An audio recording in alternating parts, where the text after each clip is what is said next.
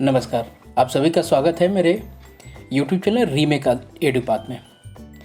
आज मैं 300 प्रश्नों के श्रृंखला के तीसरे सेट के साथ आपके समक्ष उपस्थित हूँ। यह सेट दक्षता परीक्षा के लिए यूजफुल तो है ही। यह CTET, DElEd, BEd and other all competitive exam के लिए मोस्ट इम्पॉर्टेंट प्रश्नों की श्रृंखला है जो आपके लिए उपयोगी है। इसे कृपया स्किप नहीं करेंगे क्योंकि ये मोस्ट वीवीआई प्रश्नों की एक श्रृंखला है जो आपके लिए बहुत उपयोगी है। तो आइए इसको देखते हैं और चलते हैं अपने इस श्रृंखला को आगे की तरफ लेकर। यदि आप इस चैनल पर नए हैं तो कृपया सब्सक्राइब कर लीजिएगा ताकि आने वाले जो भी वीडियो हैं और जो भी कॉम्पिटिटिव एग्ज़ाम के लिए जो भी सामग्रियां हैं वो आपसे छूटे नहीं। तो प्लीज़ सब्सक्राइब कर लीजिए यदि आप नए हैं। तो यदि आप पहले से जुड़े हुए हैं तो ये आपको वीडियो अगर अच्छा लगता है तो लाइक कीजिए और आगे शेयर कीजिए ताकि और जो हमारे साथियों को है इससे लाभ मिले और वो लाभान्वित हो। तो आइए आगे वीडियो शुरू करते हैं। प्रश्न है 151। प्रायद्वीपीय भारत के पठार पर निर्माण हुआ है किस चीज से? पठार का निर्माण हुआ है। ये टाइपिंग है, एरर है, इसको देखते हैं। ये उत्तर क्या है? ये लावा से। विश्व का सबसे ऊंचा पठार, विश्व का सबसे ऊंचा पठार कौन सा है? तिब्बत का पठार। विश्व का सबसे बड़ा मरुस्थल? सहारा का मरुस्थल। 154 नंबर प्रश्न। पृथ्वी के कितने प्रतिशत भाग पर जल मंडल का विस्तार है? बहुत महत्वपूर्ण प्रश्न है यह। 71%। आइए आगे बढ़ते हैं। विश्व का सबसे विस्तृत महासागर? 155 नंबर प्रश्न है। उत्तर क्या है? प्रशांत महासागर। उसके बाद आता है 156 नंबर प्रश्न। पाक जल संधि किसे जोड़ती है? तो पाक जल संधि जो है वो मन्नार की खाड़ी और बंगाल की खाड़ी को जोड़ती है। 157 नंबर प्रश्न। ग्रेट बैरियर रीफ कहाँ स्थित है? ग्रेट बैरियर रीफ कहाँ स्थित है? ऑस्ट्रेलिया के उत्तरी पूर्वी तट पर। ठीक है, ये नंबर ऑप्शन सही है। 158। विश्व में चावल का सर्वाधिक निर्यात उत्पादक देश कौन सा है? कौन उत्पादन करता है? वो है आपका चीन। 159। भारतीय राज्यों में सबसे लंबी तट रेखा किस राज्य की है? वह राज्य है गुजरात। उसके बाद है 160 नंबर प्रश्न। भारत का दक्षिणतम बिंदु कौन सा है? दक्षिणतम बिंदु वो है इंदिरा पॉइंट। चलिए 161 नंबर। हीराकुंड बांध किस नदी पर बनाया गया? तो हीराकुंड जो बांध है वो महानदी पे बनाया गया है। ठीक है, चलिए 62 नंबर। भारत में सर्वाधिक वर्षा वाला स्थान? मासिन राम। ठीक है। 63। भारत में रेशम का सबसे बड़ा उत्पादक राज्य? कर्नाटक। क्षेत्रफल की दृष्टि से भारत का सबसे बड़ा राज्य? 64 का बी। चलिए 165। लाल ग्रह किसे कहते हैं? लाल ग्रह आपको मंगल को कहते हैं। सूरज सबसे चमकीला ग्रह है। नीला ग्रह पृथ्वी को कहते हैं। चलिए यहां प्रश्न था लाल ग्रह। अब 166 है। वायुमंडल में सर्वाधिक मात्रा में उपस्थित गैस कौन सी है? तो वो है नाइट्रोजन। चलिए उसके बाद है वायुमंडल की किस परत में रेडियो तरंगे परिवर्तित होती है? तो कौन सी तरंगे किस वायुमंडल के कौन से परत में रेडियो तरंगे? अल्ट्रावायलेट नहीं, रेडियो तरंगे। तो यहाँ उत्तर होगा 167 का आयन मंडल। इस पे नहीं करेंगे, आयन मंडल।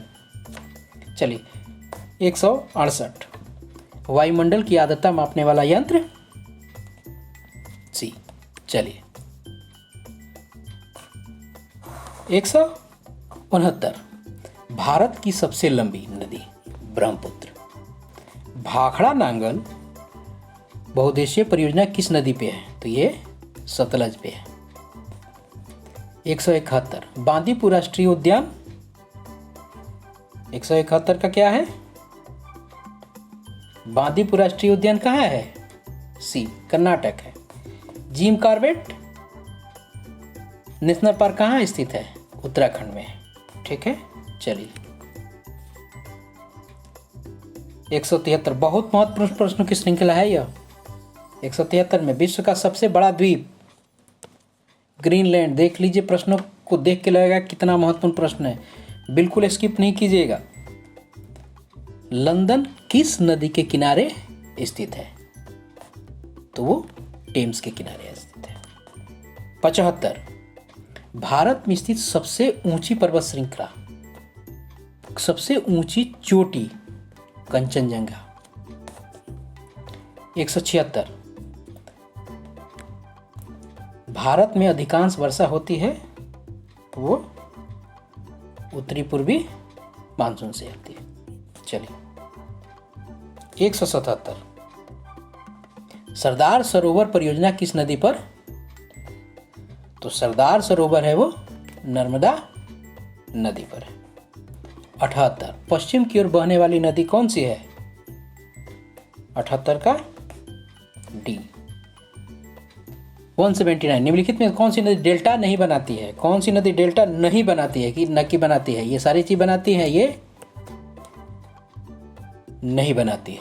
चलिए 180 निम्नलिखित में से फसलों में से कौन सा रबी फसल का उदाहरण है? बहुत सा आसान प्रश्न, गेहूं। अब आइए, ये सारे प्रश्न ज्योग्राफी से थे। आइए प्रश्न देखते हैं। 181 संविधान सभा के अस्थायी अध्यक्ष रूप में किसकी नियुक्ति हुई थी? तो कौन थे वो? डॉक्टर सच्चिदानंद सिन्हा थे। राजेंद्र प्रसाद अस्थायी थे। भीमराव अंबेडकर वो ड्राफ्टिंग कमेटी के प्रमुख थे। चलिए अब देखिए, आ ही गया प्रश्न। संविधान सभा के अस्थायी अध्यक्ष कौन से थे? कौन थे? वो थे डॉक्टर राजेंद्र प्रसाद। ठीक है। 83 संविधान सभा ने संविधान को अंतिम रूप में कब पारित किया था? वो है 83 का बी, 26 नवंबर 1949। जब हम प्रस्तावना पढ़ते हैं तो इसमें उसका जिक्र होता है। 184 संविधान सभा की पहली बैठक कब आयोजित हुई? संविधान सभा की पहली बैठक कब आयोजित हुई थी? वो हुई थी 9 दिसंबर 1946 को। चलिए आगे बढ़ते हैं। भारतीय संविधान की आत्मा किस भाग को कहा जाता है? प्रश्न है 185। वो है संवैधानिक उपचारों का अधिकार। भीमराव अम्बेडकर ने कहा था ये चीजें। संविधान ने राष्ट्रगान को कब स्वीकृत किया? कब स्वीकृत किया? 24 जनवरी 1950 को राष्ट्रगान को स्वीकृत किया। 87 भारतीय नागरिकों को मूल अधिकार जो प्राप्त है उसकी संख्या क्या है? तो 187 का उत्तर क्या होगा? 6। अब संपत्ति का अधिकार, संपत्ति का अधिकार क्या मूल अधिकार है? नहीं, संपत्ति का अधिकार मूल अधिकार नहीं है। तो वो कौन सा अधिकार है? वो एक विधिक अधिकार है। चलिए 189 संपत्ति के अधिकार को किस संविधान संशोधन द्वारा मूल अधिकार की सूची से अलग किया गया? तो वो कौन सा था?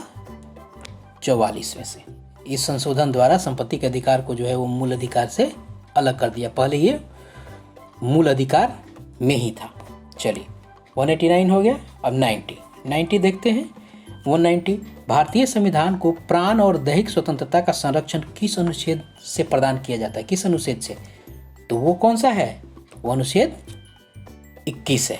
चलिए 191 मूल भारतीय संविधान में शामिल नहीं था। इसमें से क्या शामिल नहीं था? वो था मूल कर्तव्य। चलिए उसके बाद आपका 192 लोक कल्याणकारी राज्य की अवधारणा किसमें निहित है? लोक कल्याणकारी राज्य किसमें निहित है? नीति निर्देशक तत्व में। चलिए 193, भारतीय संघ की कार्यपालिका निहित किसमें है? किसमें है? भारतीय संघ की कार्यपालिका की शक्तियां निहित है राष्ट्रपति में। चलिए 194 का भारत में राष्ट्रपति के कार्यकाल की अवधि कितनी है? बिल्कुल बी 5 वर्ष। 195, राष्ट्रपति पद के लिए होने वाले निर्वाचन में किस पद्धति को अपनाया जाता है? अनुपातिक प्रतिनिधित्व को, एकल संक्रमणीय को, या अप्रत्यक्ष मतदान को? तो इन तीनों को अपनाया जाता है। तो उत्तर क्या हो जाएगा हमारा?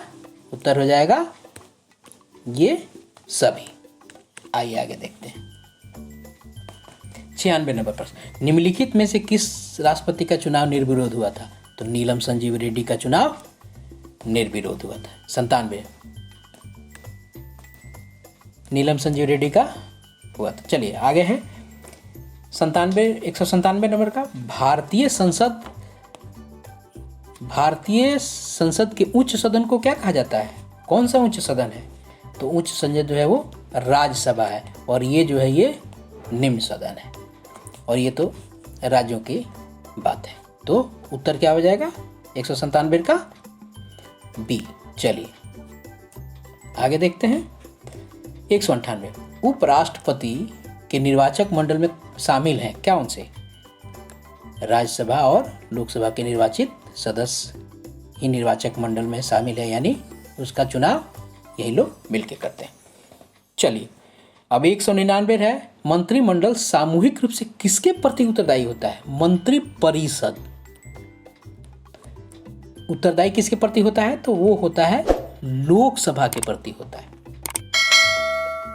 लोकसभा के प्रति होता है। उसके बाद आया 200 नंबर प्रश्न, लोकसभा के सदस्यों की अधिकतम संख्या हो सकती है, ध्यान देना है, हो सकती है। तो यहां उत्तर है आपका डी। कैसे? 530 जो है वो राज्य से, 20 जो है वो संघ शासित, जिसको केंद्र शासित कहते हैं, और 2 जो है वो राष्ट्रपति द्वारा एंग्लो इंडियन मनोनीत, यानी ये इतना हो सकता है। लेकिन हमारे अभी चुनाव अगर देखा जाए तो 543 पर होता है, लेकिन यहाँ पूछा है हो सकता है, ये कह रहा है हो सकती है। तो कितना वो आंसर होगा? वो 552 होगा। चलिए ये 50 प्रश्नों की संख्या है, फिर जल्दी ही और प्रश्नों की संख्या को लेकर आपके सामने उपस्थित रहूँगा। तब तक आप अपना ध्यान रखिए। आपका बहुत बहुत धन्यवाद। परीक्षा की तैयारी एकाग्रता के साथ कीजिए।